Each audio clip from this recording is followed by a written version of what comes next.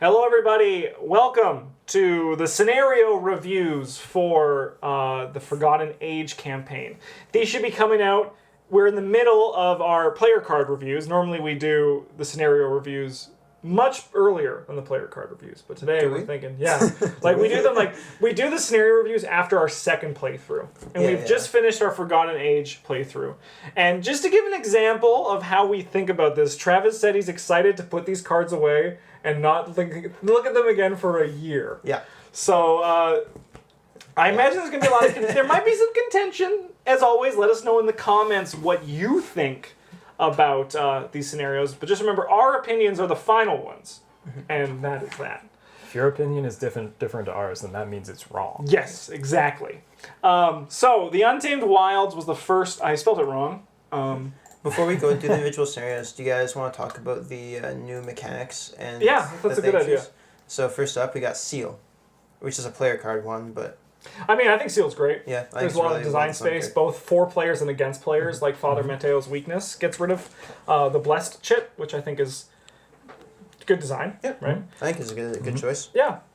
How about Alert? I really like Alert from a design standpoint, but I hate it from a player standpoint. It makes sense that they need Retaliate for evasion. Yeah. But there was my biggest problem, which we'll get to in greater detail, is that it makes a lot of enemies just keyword soup, right? Like the Harbinger is just like Alert, Retaliate, Hunter, right? I mean, that's better than trying to punish players by spelling it out or something. It's true. Yeah, that is true. Yeah. Or trying to come up with a unique effect that punishes them for evading it. That is true. And from a design space, I understand it, but it just made all the enemies, especially on the first playthrough, seem impossibly tankish because we've never seen that before. Yeah. And then we have Supplies. Supplies, yeah, that's interesting choice. It was kind of neat. I think it was better. I think it's an awful mechanic to play through the game blind because you can just get so punished.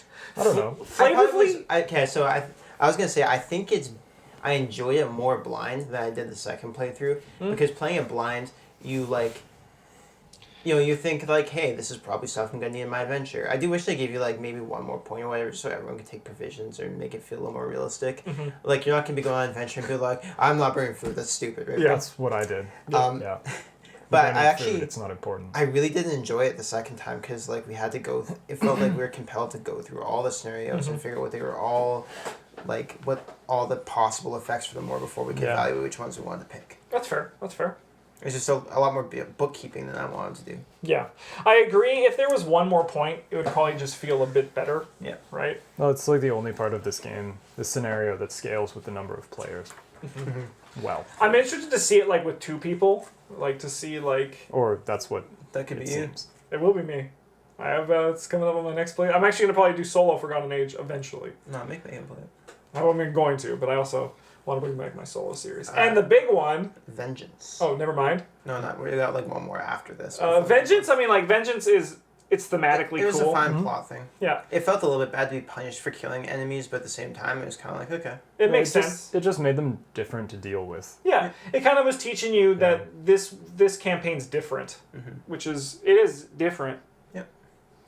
Then we had the Multistage Weaknesses. Oh man, those are great. Yeah. Doom can suck and die in a fire. You mean the bell tolls? Yes. That one was the most stressful thing I've ever experienced. I really enjoyed the Doom one because that's one where you have to stab one of your players. Oh yeah, that one's cool. That one's nice because you can control it. Yeah. The other one's just especially because you can play one scenario. We played it 4 times. Yeah. Right? I could have just been gorped. Mm-hmm. It's stressful. But flavorfully, it's fantastic. And now the big one. I hate Explore. I also hate Explore. Because... Yeah, I got nothing to say about this one. It's vaguely frustrating. It's a neat idea, but it's Yeah, it does. That part does not scale well with the number of players. The Explore deck does not change.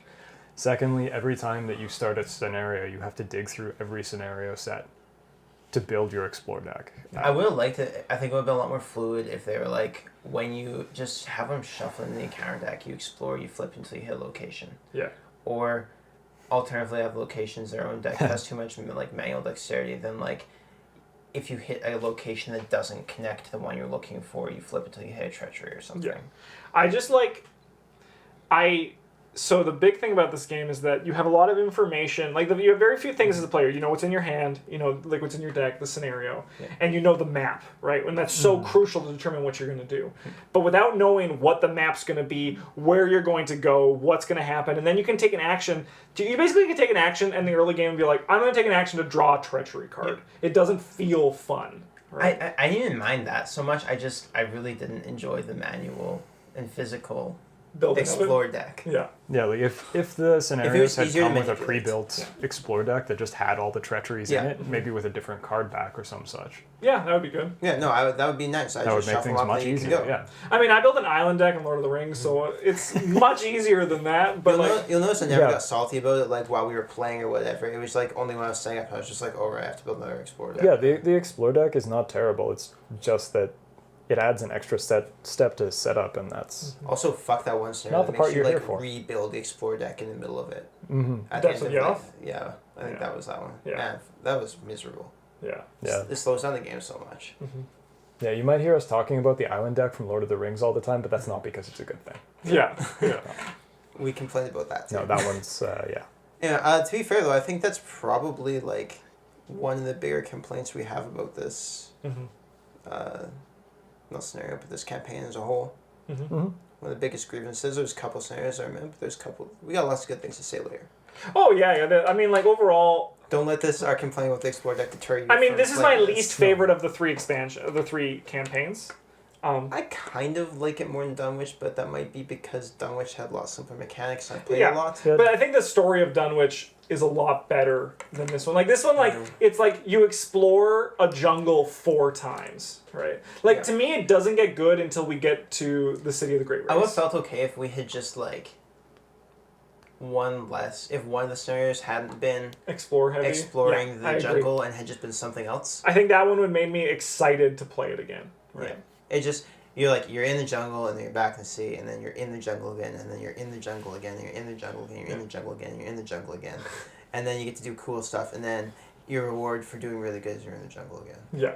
Or like you're in the jungle but there's no explore deck, right? Like it's like you're exploring a temple that has set rooms and like that would have been really good. Yeah, like that would have been a lot more exciting. If we got to like actually explore the ruins of Esley or whatever. Yeah. Yeah, that would have been a good one. All right, but let's get to it. The Untamed Wilds. So in this one, this basically just introduces you to everything that's going to be coming at you in this game. You got snakes. You got snakes. You got vengeance. You have the poison. You have the exploration deck. You got Alejandro Vela and his genocidal tendencies. No, he's a renowned historian, Bryn. That's what he wants you to think. That's so that's always we have a little card window that we'll put up some relevant cards as we talk about. This one it's our first playthroughs of this one. Brutal. Like we got like. Oh yeah. No, we also had a very bad team. Yeah. But even then when we had our team that we went through completely, like the second time it was also not easy. To be fair, I think like so. Massive spoilers, but I think that one of the resolutions for these two, like, you're supposed to lose 1 or 2 campaign members. Yeah. Someone's supposed to die. Yeah. I think that's like part of the balance of the cycle. Yeah. But in our first attempt, we got through like the ones in the deluxe pack, and then everyone was dead. Yeah. So do you have a few snakes? Let's throw some snakes out here. So there's also some like stirring of the jungle where you have to explore, you can't explore. So there's like this. And then these are the big 2 snakes that are gonna like give you the most fun. There is the small snake who's easy to kill, but they both have vengeance. Vengeance 1 and Vengeance 2. This guy doesn't have Hunter, so this one it's the whole thing that's big about this is that it also made foot and brain really matter. Right. Foot especially. Brain was already pretty punishing, and they recognized that early in the Dunwich Legacy because it's not related to one of the base actions you can take. Yeah. But foot, is huge. Like, you are just going to be evading these snakes. Foot test. Yeah. Foot test.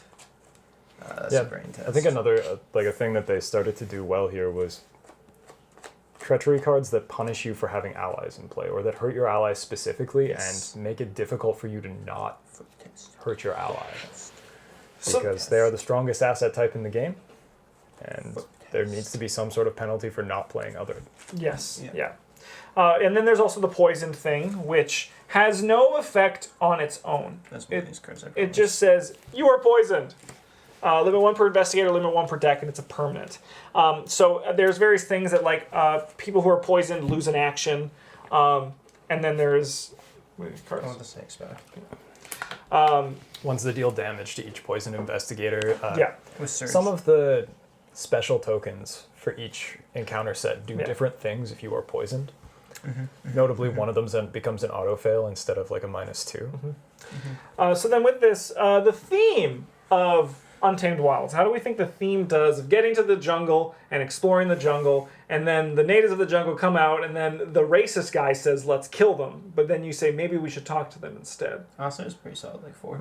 Yeah, I mean, yeah. That's about what I expect from like 20s. Yeah. Going head down to the Aztec jungles, like when you think of, it's like Indiana Jones. You know, there's gonna be natives. You're gonna have your like your racist guide, and then there's gonna be snakes. Yeah. You know, like snakes. I think some Nobody of the likes I snakes. think some of the treachery cards want to make me give it a 3.5, right? Because like it's just like they feel like they're more mechanically there as opposed to thematically there. That like I feel like 4 is I like the treachery cards. Like in this one, we had like arrows from the trees. yeah, which that makes one's sense. cool. People Yeah. hunt you. And there's also There's the snake switch. bite, which you want around, and the snake bites you. You don't want that. But then there's Or the weird when one you where there's the break weird singing birds where it's like you have to like Call of the Wild. yeah. Lost in the Wilds. No, not that No, one. there's no. That one's one thematic. there's one that's like you have to Low on supplies. explore every turn. Yeah, like that one. Like there's like birds calling you into the jungle. Like to me, that's more of like a. It felt more like What are you a. talking about? There's a bird on the tree. Go get to them. They're the birds. I promise they're in there. I don't think they're birds, but I don't know what you're there's one talking that about, there's one man. that does damage to you if you don't explore. Or if you didn't successfully explore. I know You they're know, not. there's the monster bird sitting on a tree. I don't know what you're talking about. Those ones. Yeah, Oh, Voice of Voice the of Jungle. Jungle? Yeah. Yeah. Like it's to me that one felt like more like the designers like I need to make them explore, right? Like it's the arrows to the tree one is great, especially Okay. when they don't have an Yeah, but effect later. this is like the only one. Yeah, but like that's the thing. Like that's to me like a whole 0.5 away. One card being slightly Alright. off flavor. Well, I'd give it a 4 as well. Cool. I mean, I'm okay with So- going 4, but I mean, I just think like compared to like Blood on the Altar, which we gave a 4.5, this one is much worse than Blood on the Altar. For theme? Yeah, for theme. My favorite part about disagree. I Blood think on this the one's Altar very was that you thematic. could kill Pete's dog. Yeah. I felt like I was exploring jungle, especially the first time. I didn't know what kind of scary stuff was coming. Fun. Hey, no, I get this. This one wasn't like awful. Give it a 2. Yeah, that's kind of what I was thinking. Yeah, it's not that. I don't get excited about playing this one. I'm not excited about it, but I'm not just like, God, I hate playing this scenario either. I give it a 2.5 then. I think it's just Yeah. an average scenario. That's fair. It is like the first one of the scenario Yeah. of the campaigns they have less to work with. Yeah. I think it's pretty okay. I I think 2.5. Yeah, that's fair. Just nice and average. It's all right. It's good. Difficulty. So the first time through is a lot different than the later times through. Yeah. I think this one's a solid 2.5 on difficulty too. I probably give it. I think it's a. Maybe a 2. I give it a 3. I think it's a bit higher difficulty than average, because just if you don't approach it as a team going to the jungle together, you'll get screwed, right? Because I guess. yeah, so like that's. I think it's just slightly above average difficulty, but like only the slightest, so I could easily be convinced to go to a 2.5. So I'm gonna let Bryn. Oh no. My argument for it being a 2.5 is like, it's the starting moment scenario, like, it doesn't punish you super hard for failing. And like, while some of the treachery cards can be tough, if you don't have the good brains of the foot, like, they're not crippling. Of note though, this is actually also the only video apart from the final of this that we have had more than 3 attempts on to succeed and keep going. Yeah, so like that's one like. Yeah, I would probably give this one a 3. I think it's a little bit harder than the other deluxe expansions. Big asshole, baby. Oh, no, he's easy. He's easy. Overall, what do we think of this Some one? guys, you so inflated. Overall, I think this one's like a... 2.5? Yeah, that's fine. Yeah, just nice and average. Doesn't do too much, so I that's didn't hate exciting. it, but I didn't like it. I think that's pretty reasonable. Yeah. So there we go. This is what we have for the Untamed Wilds. It's a nice average one. I think if it was more fun, it would definitely have been better. Yeah. Yeah. I mean, like, again, I'm willing to be a little bit lax on the opening scenarios. But anyway, scenario 2, Doom of Vestal, is when you get to the temple. Alright, why don't you explain it while I change the thing that I need to do. If I can remember. So you get to the temple and you're going to explore around and try and find the Relic of Ages thing that, like, Alejandro wants. You might have made friends along the way. I don't think it makes a huge difference whether you actually did or not, but not at this point. So there's another exploration deck, of course, because, you know, fucked. And it has the same sort of thing as the other one, where you start in, like, a central location. Yeah. And you have to explore outwards. This one introduced a friend who, I'll be honest, just didn't matter. Like, this Harbinger of Volusia, like, we never really cared about it. Just kind of, like, showed up a bunch of times and was like, okay. Yeah. If you're not prepared for him, he's very scary when he shows up. Like, if you're not expecting him. So the first time you can start expecting him, and he's more of an annoyance. Albeit, I think, because spoilers, you replay this campaign if you get the perfect ending. So this one, I think, was made harder because of that. Because when you go through at the end, it's much easier, right? But the first time through, on our most recent playthrough, we got out on the turn we needed to, right? So, like, this guy, he's not a problem, but he's just annoying. Yeah, I didn't like that mechanic of it. I didn't like how you could only put, like, him, like, 3 times or whatever. Like, 10 health per investigator? You're never killing that guy in the 4 scenarios he shows up in. I think if he had Victory 5 instead of Vengeance 5, and then there was an incentive to try to kill him, as opposed to just trying to avoid him and minimize your interaction with him. Or if they had Victory and Vengeance, so you could, like, weigh the... And they made him, like, not have this garbage, he runs away. I mean, or make it harder to run away. Well, it's not 3 times. It's, like, 2 per investigator, right? It's still 6 times. Yeah, but if you hit him 6 times, at, like, plus 1 damage, you can take almost half his health. Yeah. And imagine on our next run we're gonna be like, we're gonna try to kill this fucker, like, just be on kill him mode, right? I'm not even considering the next time I play this campaign. Not even a consideration in my mind right now. So then so just remember that's foreshadowing towards probably the fun that's gonna be going throughout this whole thing. Sure, yeah. What do we think of the theme of this one? Now, instead of exploring in a jungle, you're exploring a cave. I think this one felt significantly worse. Oh, yeah. I think so. I actually would have preferred, like, an island deck set for this one, where you roam around and then, like, sometimes there's locations and sometimes there's, like, booby traps. So kind of like the catacombs in... Yeah, a little bit. Yeah. Yeah. But where you, like, laid out a grid of cards and, like, sometimes there were treacheries and sometimes they were rooms. I would have enjoyed that a lot more than just, like, more explore. Yeah. There was a lot of just more explore throughout this whole campaign. This is just the start of it. Like, and this one felt like the other one, but, like, with worse theme. Yeah, yeah. I think any of the cool jungle stuff, it didn't really feel like there was a ton of booby traps or anything. Like, there's Entombed. And then like, also, like, Mistake, but, like, that's with, like, the locations in... It's mostly just some dirt snakes. The Untamed Wilds, to go on, back against what I was saying earlier, the locations in Untamed Wilds all felt flavorful.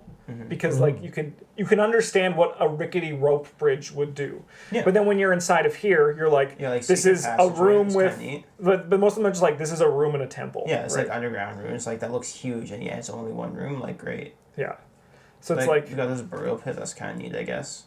A grand chamber, like for what? But like they don't feel as like one ancient hall thematically sound as the other ones did. I get this one like also like a 1.5. I'd go 2, just because I think the Explore deck favors it as, like, in a way that you're exploring a temple, but I agree it could be better. And, like, really there's not, like... I think what makes it less thematically fun is that a temple like this is a lot less exciting to explore than in the jungle. Yep. What do you think, Bren? Yeah, I'd probably give this one, like, a 1. Okay, we'll go 1.5 then. Yeah. I also feel like it really didn't deliver on the Indiana Jones fantasy I was promised. Yeah, that's a good point. Yeah. No big ball. No big ball. Yeah, no big ball. We didn't have to swing across a big chasm or something with a rope. I would have preferred it if this card was just called Big Ball. Yeah. And you had to get out of the temple before it crossed. I think like that would have been better. I mean, there's the escape at the end, which is supposed to give that thing, but there's no big ball. Right? Yeah. No, there's hardly anything chasing you. This one really falters because you go play it again. I think that really like hurt it, because then it's like big ball again, right? Like, but like maybe you could like use it to your advantage if they were doing that, but like it's not there. How about the fun? What do we think of this one for fun? We gave the last one a 2.5. Nice and average. I'll give this one a 2. Yeah, slightly less fun. I give Yeah, it's a little bit difficult for where it sits I think. in the campaign. You probably don't have a whole ton of experience in your deck to play this one, and like I said, I think you're supposed to die. Someone's supposed to die. someone is probably supposed to die. But even considering that, like, But like that's not fun. well, I didn't enjoy it because it was a colossal struggle. It's fun when it's not you. Yeah. Like, seriously. Well, you guys ask, like, how you idiot, you start a new character. Yeah, so I think No. 2 as well. So it's Below just average really, fun. like, meh. Yeah. Yeah, I think it being balanced to play at the end again as well. Just Yeah. Difficulty. I mean, I think the first time through it's very difficult. yeah, the last time through it's not. Yeah. But we're not We we're not scraped through on the last time, right? Oh, like, you mean, like, in the whole campaign, yeah. Yeah, Okay, yeah. I think he has been a little bit unfair with, like, the last time, because, like, spoilers for the video series, it's really, really hard to get that ending. Yeah, no, yeah, yeah. Really like hard. it's you're not supposed to, right? If your decks are good enough and you get lucky enough to blow through that last encounter, like, you're gonna just crush this one too. Yeah. But like we're reviewing the first time through. Like just so Yeah. because that's a whole different scenario that we're probably actually not even gonna like Difficult is probably like a 3 for me, maybe a 3.5, maybe. I go 3.5, leaning towards 4, because our second time, like the Doom on locations can like there's really you're allotted 3 per player until you start losing the value. But like you can really just start like the game can start defeating you before you even realize what's happening. It also puts you in some awkward corners, like the poison sports and stuff, especially if you know what the punishments for being poisoned are. So yeah, I think 3.5, leaning to 4. What do you think, Bryn? I think like a 3 or a 3.5 is So pretty we'll go fair for this. 3.5 then. That's the number Scenario. we all said. Yeah, it's difficult-ish. Overall, I think we give this one like a solid 2. Yeah, 2 I agree with. It's very lackluster, not great. I don't get excited about playing it again. Yeah. Yeah. No, This isn't one, if I was playing standalone, this isn't one of the ones I'd ever pick. Yeah. I think this segment is more anxiety-inducing for me than anything else. All right. No, he's right. Especially Just if you like play I know before. if somebody's gonna die, it's gonna be me. Yeah. It also, one thing it And that's does gonna very suck. well is highlights the dangers of the jungle for the rest of your playthrough. And regardless of whether the game decides to punish you or not for those, it really lets you know, like, hey, Yeah, if some you of these fuck up, things you will be might- played for keeps. Yeah. And like thematically that's great, but I think this is that is one thing it did very good. I think overall though, this is like the most dangerous campaign. So yes, the jungle is dangerous, but it never gets as dangerous as this. Yeah. Right. Which is a bit unfortunate. I mean, that kind of makes sense. Like, you're going to the jungle for the first time.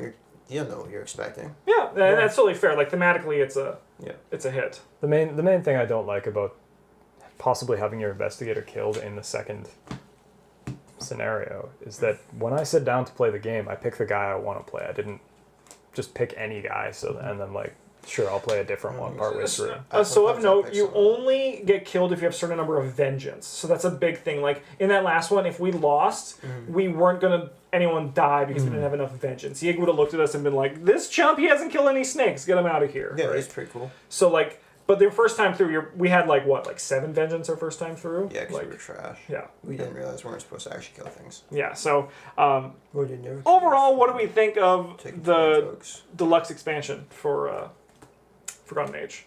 I like the investigators who come in it. Most Yes, of them the are investigators pretty are great. I I mean, I think our averages overall were 2.5 and 2. So this is a. I actually didn't really like the investigators. Oh yeah. Okay. Yeah, the only one I found out to is the one I'm like, on. The other ones I find kind of. Oh man, Finn has changed me. Finn has changed me into a always run from all your problems life. You know, I'm a huge fan of Finn. Like, Calvin's kind of cool, but he's a gimmick character. Ursula is, like, just kind of good. She's got to meet something. And Leo being allies is kind of boring to me. Yeah, Leo's pretty. He's just like a I lot mean, I of the wanna blue decks we were playing before, but, like, much more efficient. I don't know. Getting to play blue and green cards is That's like just, the like, my opposite opinion. of skids is pretty neat. But